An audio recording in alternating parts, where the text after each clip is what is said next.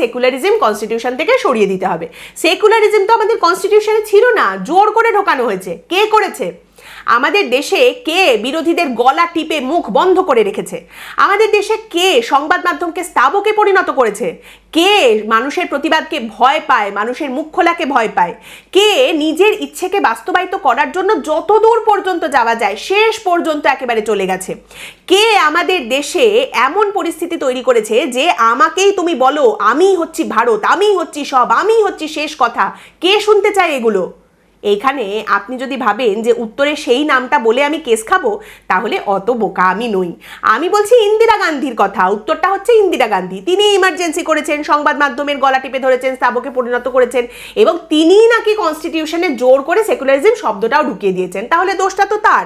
দেখুন, সব দোষের ভাগই কি আর নেহেরুকে করা যায়? সব দোষ কি আর নেহেরুর? কিছু দোষের ভাগ তো এখন গান্ধীকেও নিতে হবে, তাই না?